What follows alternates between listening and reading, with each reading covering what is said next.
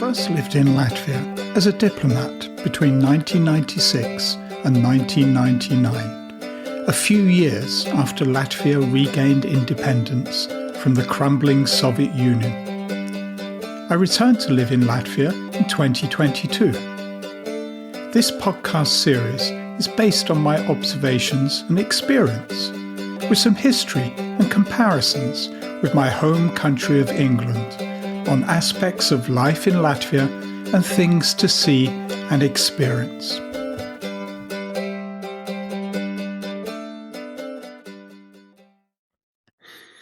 On Ludza, Latvia's oldest town. Picture this.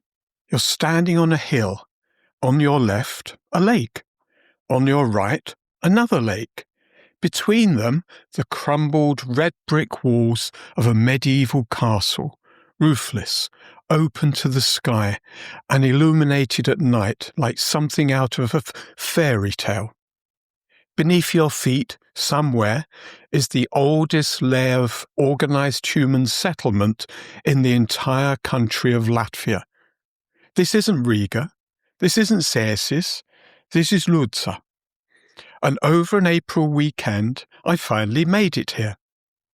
In this episode, we're going deep into Latgale, Latvia's most eastern region, almost at the Russian border, to explore a town that holds more history per square metre than almost anywhere I've visited in this country.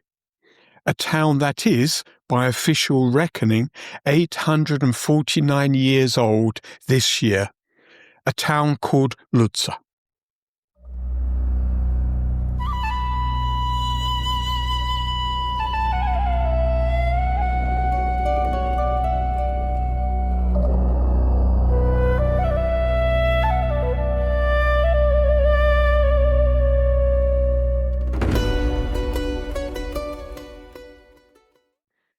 A history of Ludza. Let's start at the very beginning. And that beginning is, remarkably, the 12th century. Ludza holds the official distinction of being the oldest town in Latvia, and that title has even risen into its civic identity, a key features in the town's coat of arms, symbolising its status as keeper of Latvia's oldest roots. This year, 2026, Ludza celebrates its 849th birthday, which means we trace its founding to 1177. And that date isn't invented. It comes from one of the most significant medieval documents in Eastern European history. In 1177, a Russian chronicle known as the Hypatian Codex recorded the birth and baptism of a son of the Rus chieftain Rurik, and it placed that event in Ludza. Think about what that means. Ludza was considered significant enough, a real recognised place, to be named in a royal chronicle nearly 9 centuries ago. At a time when most of what we now call Latvia was dense forest and Latgalian tribal land, this particular hilltop between 2 lakes was already on the map. But human activity here goes back much, much further than the written record. Baltic Latgalian tribes settled in this region as early as the 1st century BC, and the evidence is everywhere underfoot. There are 14 ancient settlements, more than 25 castle mounds, and around 70 burial sites across the Ludza area. These were people who understood this landscape, the lakes for fish and water, the forests for shelter, the hilltops for defence.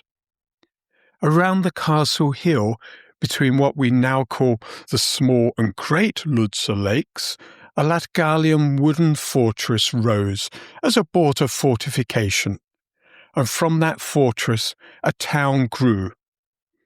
Locals will tell you that Ludza takes its name from a girl called Lucia, the daughter of a castle lord or a king, depending on who's telling the story.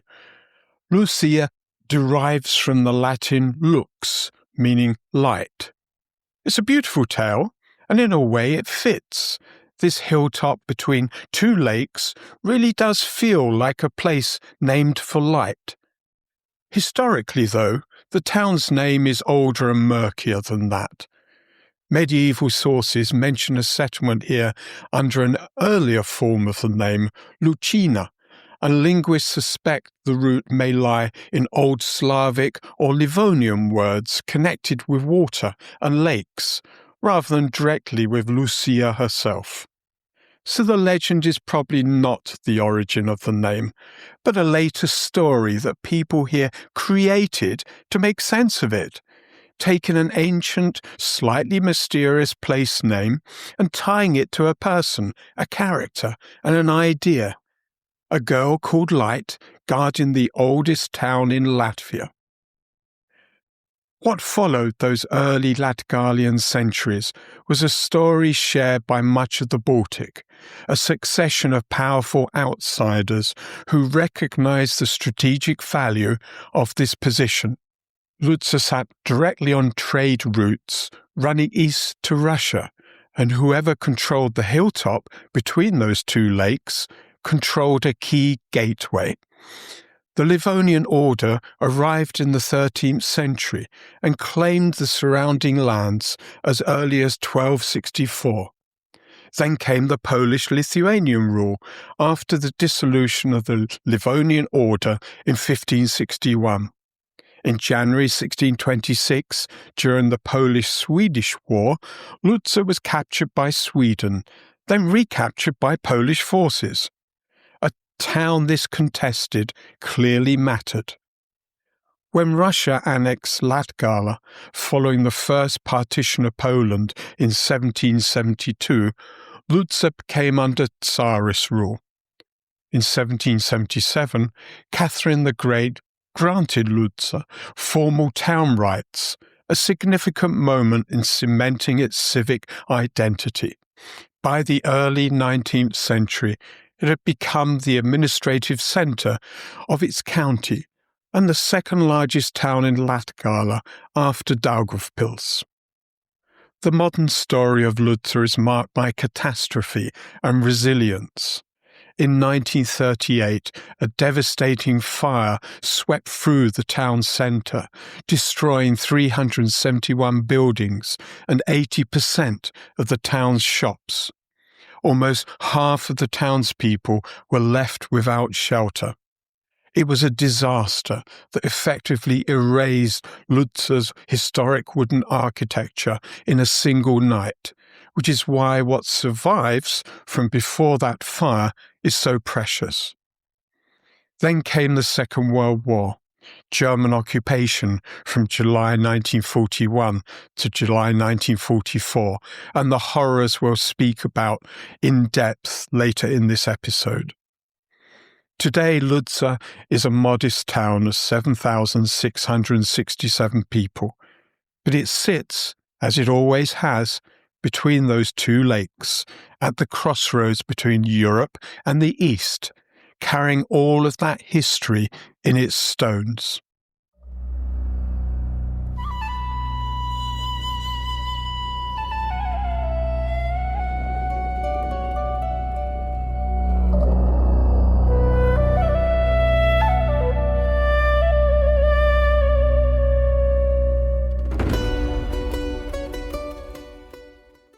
The castle on the hill. If Ludza's oldest story belongs to the Latgalians, its most dramatic physical landmark belongs to the Livonian order. In 1399, the German crusaders of the Livonian order built a powerful stone fortress on the hilltop between the small and great Ludza lakes. This was no modest garrison. The castle had 3 full stories, 6 towers, 3 gates, and 2 defensive foreparts. It was constructed from grey boulders and red bricks, with decorative elements in black glazed brick a combination that would have made it visually striking even against the surrounding forests and water. Built for Venimar von Brugenei, master of the Livonian order, its purpose was clear. This was the easternmost stronghold of Livonia, the last fortress before the Russian world began. It was built to control trade routes from Russia and to anchor the eastern border of the order's domain. When you stand on that hill today, you can still feel why they chose this spot. The views across both lakes are extraordinary, with defensive logic and natural beauty combining perfectly. For over a century and a half, the castle served its role as an eastern bulwark.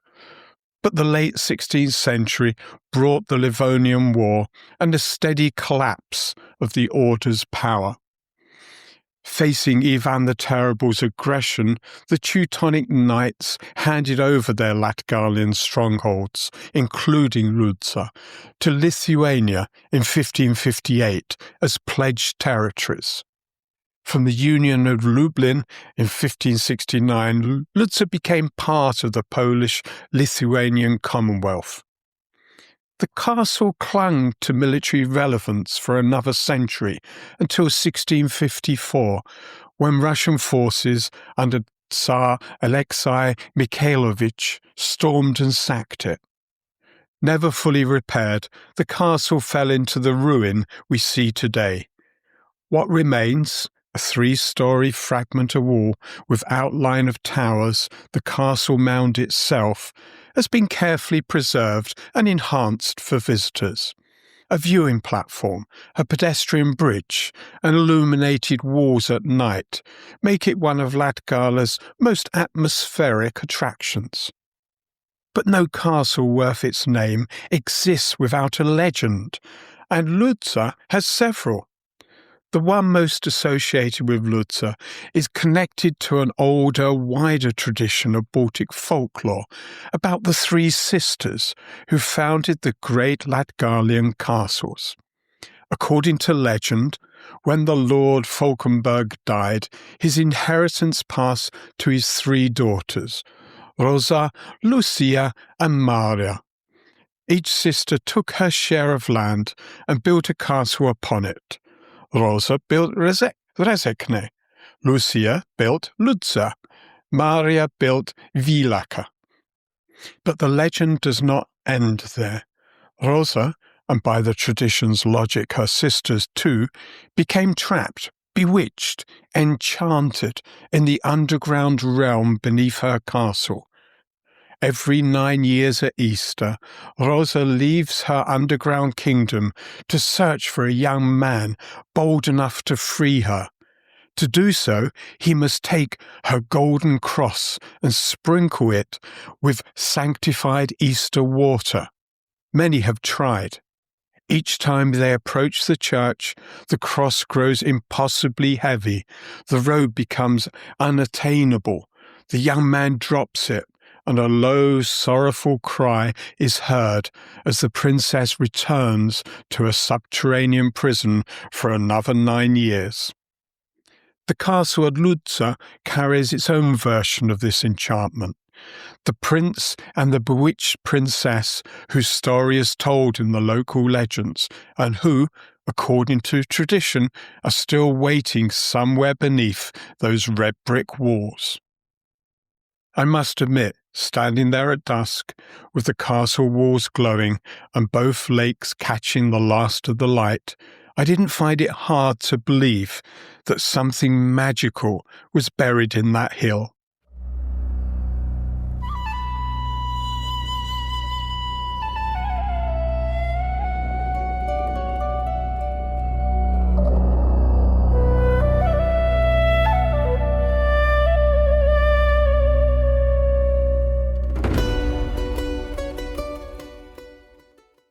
The Jews of Ludza. Of all the stories Ludza carries, none is more significant, more tragic, or more overlooked by the casual visitor than the story of its Jewish community. For much of Ludza's modern history, the Jewish population was not a minority, it was the majority. At the peak of its growth in 1815, Jews made up 67% of Ludza's population. By 1868, that figure stood at 55%. Around 1897, the Jewish population numbered 2,803, roughly 55% of the town. For much of the 18th and 19th century, to be in Ludza was, overwhelmingly, to be among Jews. That figure stopped me. More than half the people who built this town, who ran its shops, raised their families here, worshipped here, were Jewish. And today barely 15 elderly Jews remain. The scale of what was lost is almost incomprehensible. The Jewish presence in Ludza probably dates to the 16th century. There are records of Jews fleeing there from Ivan the Terrible's forces in 1577. A sustained, organized community emerged from the late 18th century, with the first rabbi, Zev Wolf Altshuler, settling in the town around 1786. What followed was the creation of a community of remarkable intellectual depth.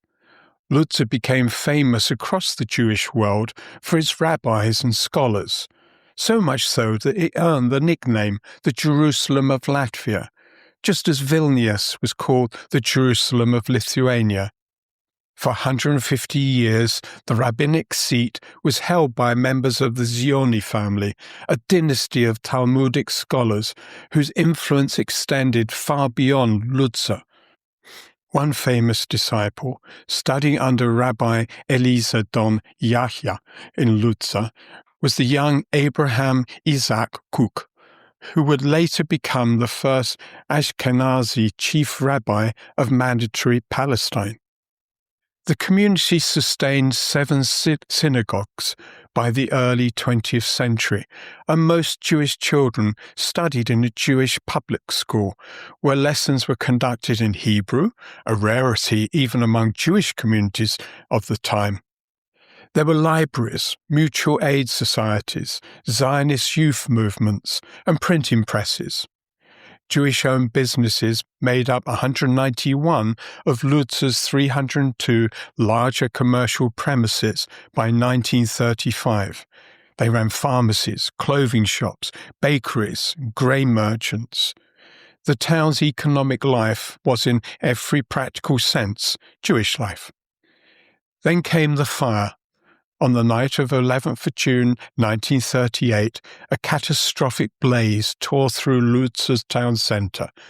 Almost the entire wooden architecture of the old town was destroyed, 371 buildings in total. For the Jewish community, it was devastating. 95% of Jewish-owned stores and houses were consumed by the flames. Many families lost everything.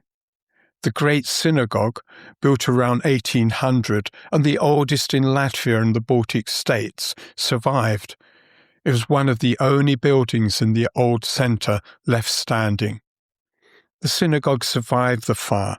It survived the decades. What it could not survive was what came next.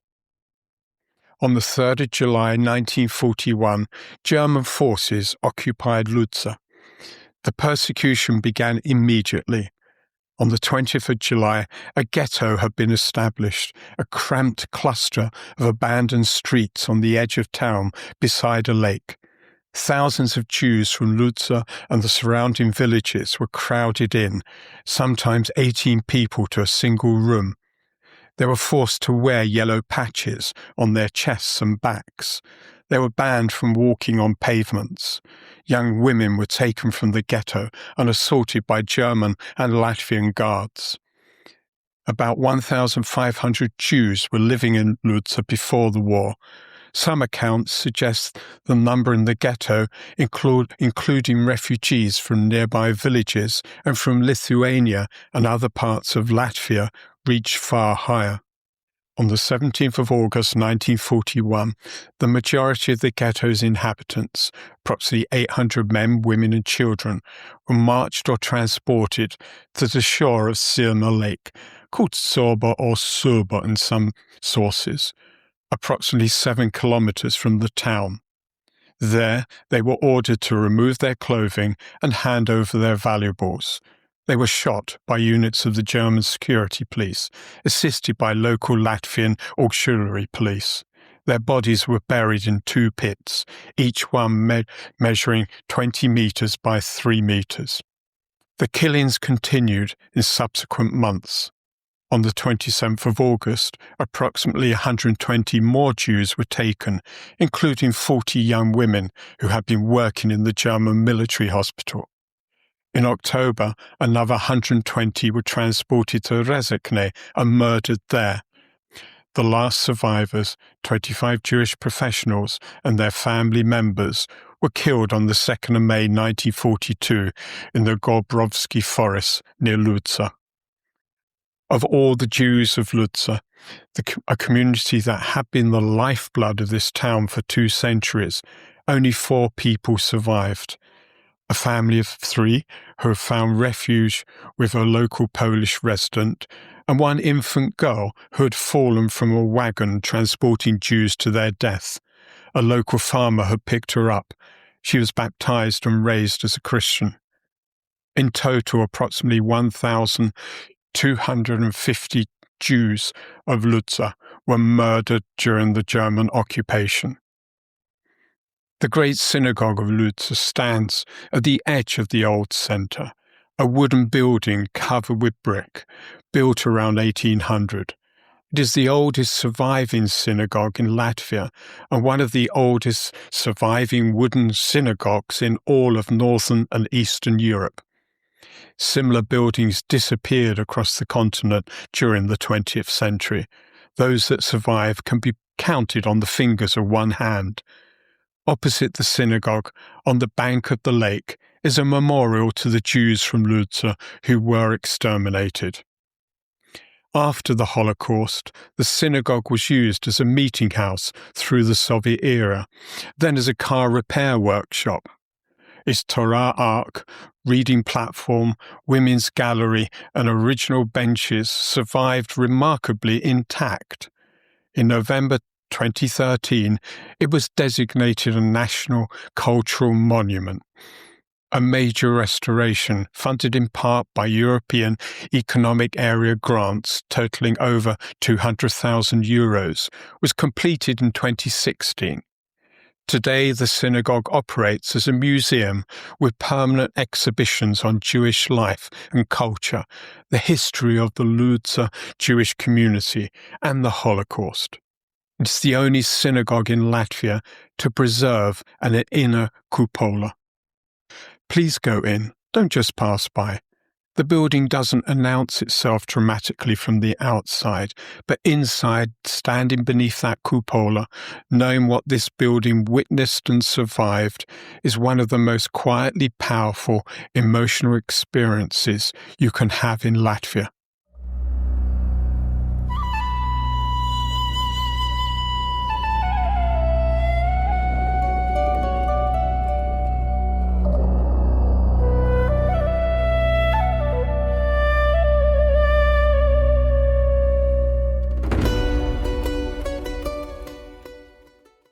What to see and do in Ludza. Ludza is not a place that immediately overwhelms you with tourist infrastructure.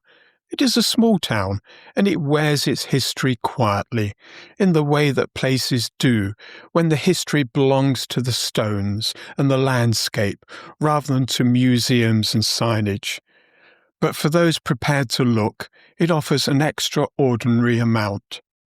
I had a wonderful weekend there, the kind where you keep rounding a corner and finding something unexpected, a ruined tower, a lake glittering through a gap in the buildings, a painted Orthodox church.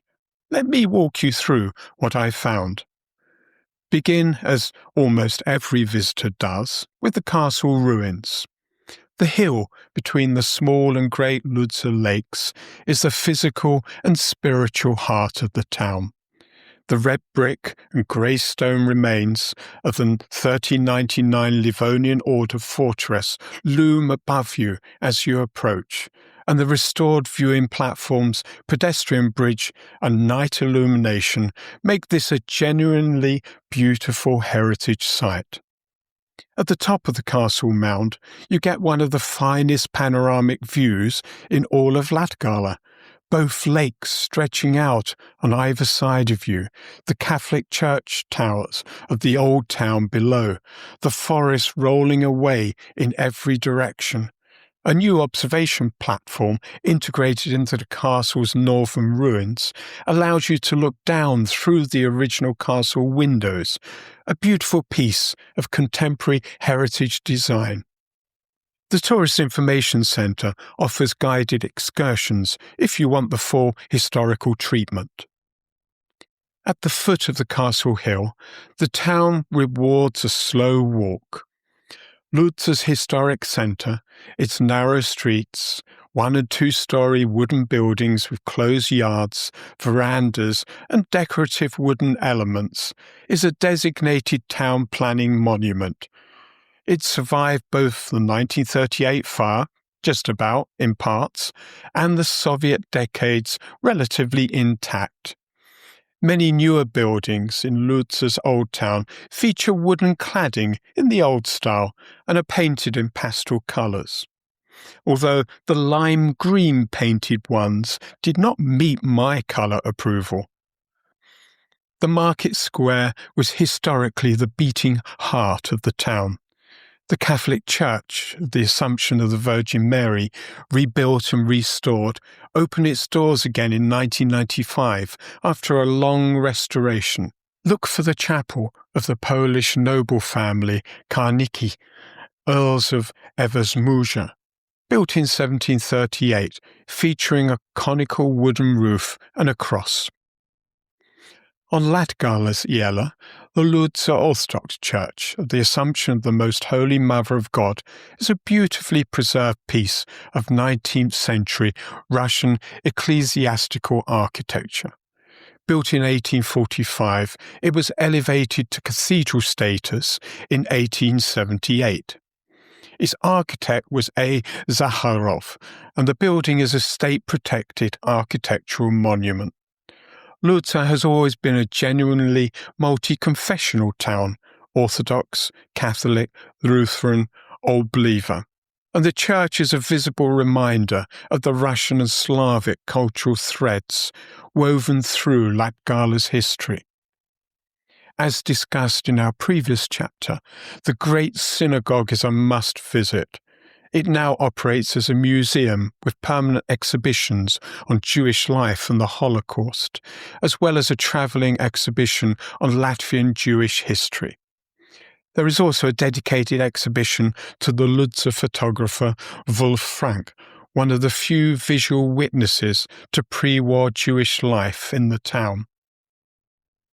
The Ludza Local History Museum, one of the oldest museums in Latgala, with origins dating to 1918, occupies what was once the family seat of Major General Yakov Kulnev, a hero of the 1812 war with Napoleon. Sitting on the shore of the small Ludza lake, the museum is a genuinely charming site with 7 exhibition spaces, an open-air ethnographic department, and more than 35,000 items in its collection. The history exposition runs from prehistoric hunters on the shores of the Great Ludza Lake through Stone Age finds, Latgalian burial jewellery and weapons, and into the medieval period and the Russian Empire era. The open-air department reconstructs rural Latgalian buildings from the 19th and early 20th century. It's the kind of place where you can spend a surprisingly happy hour absorbing daily life from another era. In the centre of town, the Ludza Town Park dates back to the second half of the 19th century, when it was laid out as a garden divided among 3 local families. Much has changed since then, but the park retains its essential character as a place for quiet walks and moments of calm. Apart from the noisy neighbours, so many crows' nests on top of the park trees, with the birds making quite a racket. Today the park contains a monument to 9 soldiers killed in the Second World War, a children's playground, a small pond with a love bench, apparently a fixture on the local romantic landscape, and an open-air stage where concerts take place in summer. It's a very Latvian kind of public place, unshowy, genuinely pleasant, and used with easy familiarity by the people who live there. Ludza is, above all, a lake town. 5 lakes surround the town itself, and the wider Ludza region contains more than 200. The 2 central lakes, Small and Great Ludza, define the town's geography and give it its distinctive silhouette. It is also a town full of cats. We saw so many while walking around town. The inhabitants of Ludza must love cats as pets. The beach at Razinch by the small Ludza lake is the local favourite swimming spot. The Great Ludza Lake has seen exciting new development. A promenade has been built along its shore, creating a fresh attraction for visitors and residents alike. It was brand new as of this spring 2026. For those wanting a longer walk, there is a 24-kilometre circular trail around the Great Ludza Lake, taking in the hill fort at Kishu, viewpoints across the water, and other historical sites. It's a genuinely beautiful walk on a clear day, I'm told. There is no way I could persuade my family to walk a 24-kilometre trail. However, we did walk the new promenade, and it was exactly what you want from a lakeside walk. Calm water, a few locals quietly sitting and enjoying the peaceful view, and the castle visible behind. The kind of place you find yourself lingering longer than you had planned. How to get there? We took the Vivi train from Riga Central Station. The journey is a few minutes over 3 hours. It is possible to go to Ludza on a day trip, so there are 3 trains each way. We decided to slow travel and stayed in Ludza over the weekend. I can highly recommend the Aesthetic apartment on Booking.com and Airbnb. Situated in the middle of Ludza, near the town park, and a short walk from Castle Hill, it gets wonderful reviews from delighted guests. Where to eat? 2 recommendations. Cafenica Cristina on the town square by the Tourist Information Centre serves well-cooked Latvian food at very reasonable prices. And the small square brick building nearby, Pizza Villaggio, serves wonderful pizza. Just be prepared to eat your pizza al fresco in the small park alongside, as the pizzeria has very few tables. There are many benches in the park to accommodate pizza lovers.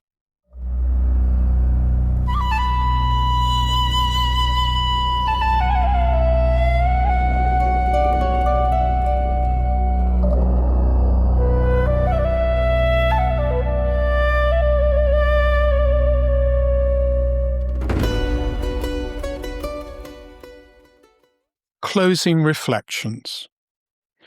Ludza is, in many ways, everything that makes Latvia quietly extraordinary. It doesn't shout, doesn't perform. It simply exists, with 9 centuries of accumulated history lodged in its stones, its surviving buildings, its lake shores, and its legends. It also has a deep Latgalian identity, a people who are the butt of many sarcastic jokes by Latvians from other regions. Even my beloved Latvian news source, LSM, in its April Fool's Day spoofs, had 2 on Latgala that I'm still not sure were serious reporting or Fool's Day spoofs. First headline: Sit in car, honk all day, Latgala's farmers try to scare away geese. And the second headline, Latvian startup in Latgala develops AI therapist to boost company profits. Walking around Ludza, I was impressed with how the local administration of this small border town looks after the wellness of its residents. Of course, there is the new lakeside promenade. However, the street pavements have recently been made in colourful bricks. There is a swimming pool and sports facilities. Even the 3-story Soviet-built housing blocks have lots of newly made car parking. The town was spotlessly clean. Ludza is the oldest town in a country that has known occupation and catastrophe many times over. It is a town that was once more than half Jewish, whose synagogue survived a fire and a genocide and is still standing. It is a town whose medieval castle tells a story of crusading ambition and ultimate ruin, and whose lakes still carry the legend of the bewitched princess waiting somewhere beneath the hill. Coming here, I found that the places you least expect to move you are the ones that do. Ludza moved me. 849 years old this year, and still very much alive.